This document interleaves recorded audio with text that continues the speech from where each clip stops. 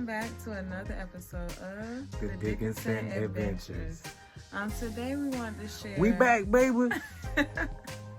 He's so crazy. Today we wanted to share our top 10 culture shocks in Tanzania.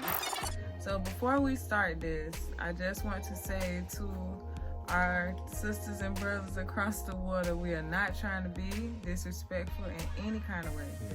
It's just things that we noticed that were different, and a lot of people just don't talk about it, and we heard other people who came over talking about these things. So before people come to Tanzania, we feel like they should have a list of things that they may think is a little weird, or it's going to be uncomfortable for them, or they may not understand it, because some things we still don't understand. And we still gonna see it in the comments. So y'all be free to give them whatever you got. Just have a little tact about it. My wife won't let me go out, so I'm not gonna allow y'all to go out, all right? Right. Alrighty, so y'all ready? Yeah, drum roll, please. Number 1 is the toilet. Y'all should have already knew that was going to be number 1 for us, the toilets. Like, me and Robbie, we look young, but we in our 30s, so squatting down for 3 weeks was different. That last week, we didn't. The last week, we didn't. I ain't even about to lie. We did not the last week out of them 4 weeks. So 3 weeks out of 4, we wanted to go with the tradition and the culture and try it out, you know. But it was all right. We learned how to do it, but our knees. Both just hurting our knees. And I got to pop that every time, so I got to push back and then lean up like that. Y'all know. Too much. Anyways, the next one, like the local people would say, the Mizuno. Wazungu. Look it up, but y'all can probably figure out what we're talking about. But over there, you know, a lot of people want to come to Africa because they believe that we're all going to come together and we're going to run the continent and things like that. So to go over there and see so many others get to have their way, the way they do over there, they just treat the people any kind of way. They barely paying the people.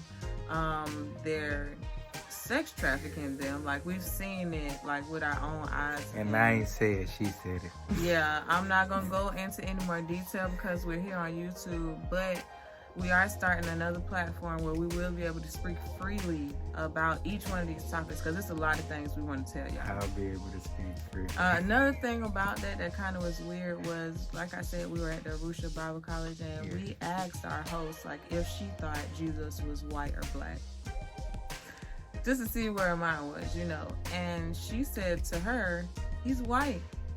And it's not a problem for her to think that. So if wool hair and feet of bronze and skin of bronze isn't, I don't know what to tell you. I don't care what picture they put up there. Yeah. That's not it. Yeah. Number 3 is how the nice the food, the presentation of some of the food, the meat specifically.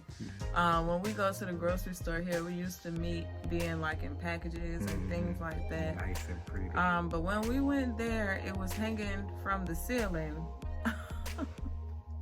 Hanging from the ceiling, right there, and it had friends on it. Yes, it had a few insects, and it wasn't a problem.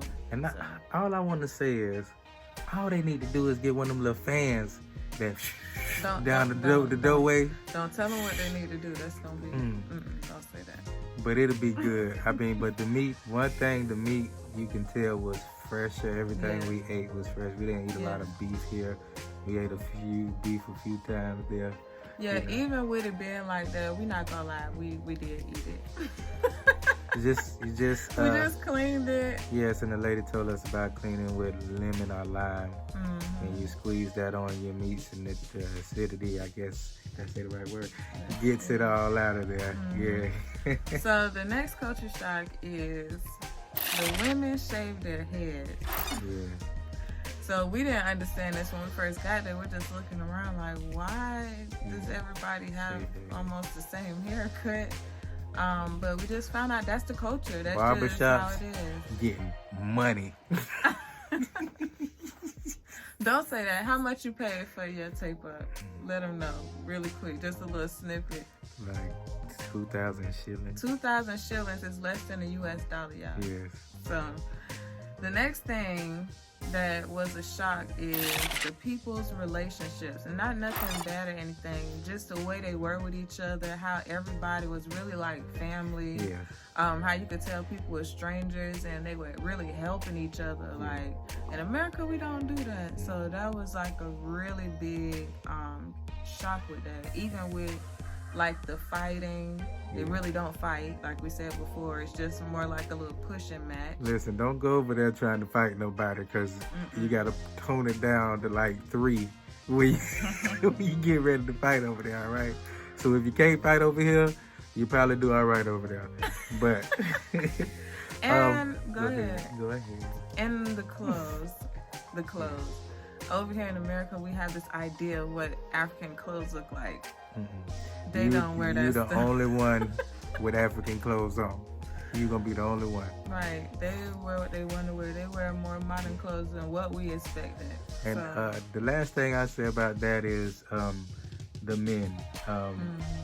A lot of them are like everything is a virgin territory, like they say. They don't see, like, a guy grabbed my hand when he was walking me across the street, and I was like, and it didn't work, you know what I mean? But their mindset isn't that, hey, you know, to even think on that side of the fence. Or even one guy jumped on me, wrapped his legs around me. Yes. And they don't, you know, so I just love the way that they're so innocent with a lot of things that go on. They're like untouched with a lot of things, so that's a good thing. So the next thing that really shocked us was the police. Yeah. Okay, the fact that the police that we saw just out and around, they didn't have guns on them, and we actually saw them like whip out these long belts that they use to like beat people whenever you do something wrong. The fool out of you. The only time we saw guns was at the ATM.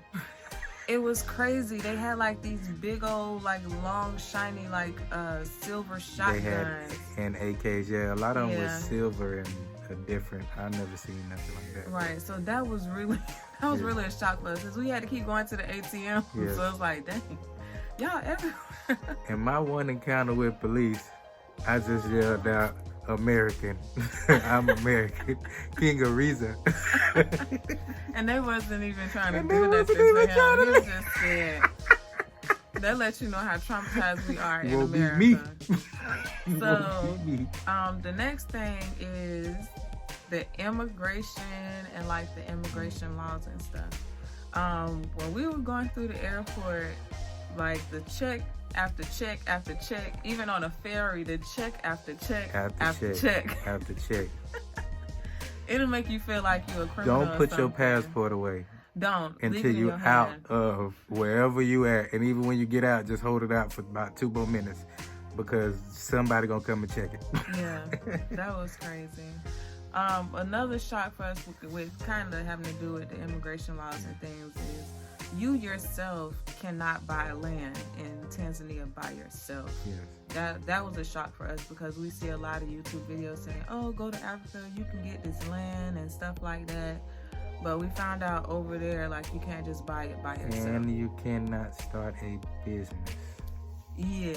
Unless you have $500,000 now. If you have something $1 million or so like that, you can get on as investor status. Yeah, it's a certain amount. I'm just throwing out numbers, but it's a certain amount. But as a regular, you can't just come out there and say, I got Little Debbie's cakes and try to sell them, because it's not going to fly. The next thing that was a shock was the staring. I think we talked about that before, but it was just, you know, in America, we don't stare, because if we staring too long, people think you're going to either want to fight or you trying to holler at them. Y'all know what I mean. So it's one of them two things. But there, it's not like that. They just looking like they just trying to see, like you look different. So they just trying to see, and like they don't have a time limit on how long they're gonna look at you. Listen, by that third week, I was looking at people walking past them backwards like, you still looking at me? I'm still looking at you. You gonna turn your head? I ain't turning my head. Do you turn your head? Okay, so the next thing that was kind of like a shock for us, y'all excuse us, we out here in this country and there's like mosquitoes everywhere. You can see them, and they big. They're really big out here, way bigger than our city of Jacksonville. Way big out here. I'm gonna have to do a video on how to screen a porch in. Yes. Stay tuned. The next thing is just like things that they do in public. Okay, so we have certain things that we do in public. They have things they don't mind to do in public. And one of the things is like he doing digging in their nose, scratching the crotch, and also peeing. Yes. Peeing in public. We saw a lot of people just stop and pee, and they didn't like go behind a tree or anything. It was just natural, just men and women. Yeah. Well, we're gonna get off of that. Our last culture shock.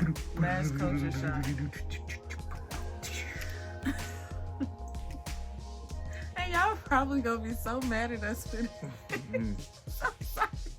We love y'all. We love y'all though. We dealt with it, okay? We love y'all.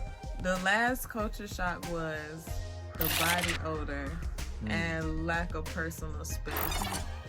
But we found out through a little research that that's more of a European thing. And it's not really in any of those countries. We're not just saying this about Africa, but we went to Africa. It's the same thing in Asia. It's the same thing in India. It's the same thing in a little bit everywhere else. The same toilets, the same everything that we're talking about going on in Africa. You're going to have the same thing going on in these other countries. Okay, so please, let's get that out of the way. But we found out that, that's not the first thing on their mind. You know, money, things like that, soap, toothpaste and things, toothbrushes are a necessity for them. They marry, it doesn't matter. They're not looking at teeth when they're dating. They're not looking at hair, clothes as much when they're dating. I don't know about smells, but I know they're not looking at the rest of it as much while they're dating. Yeah.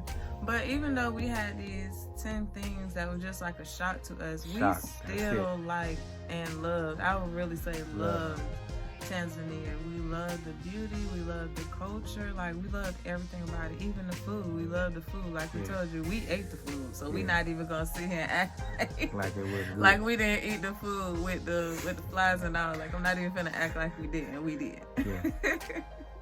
But we hope that you all will make sure that you stay tuned for our resources video that we'll be releasing in a few days, because we want other people to go out and experience Africa too. Like not just Tanzania, like whatever country you want to go to, even if it's not Africa. If you want to go to Mexico, we know a lot of black people going to Mexico. We know a lot of black people going to Asia, which is a shock, but they're going. It is what it is. So leave down in the comments some places you want to visit, some places you've been, some information that you have. Please let it be helpful and not just judgmental. Yeah. Thank you. I had some other words to say. And you know, so we all can learn and travel. And what's the phrase? The phrase is traveling is not a luxury. It's a necessity.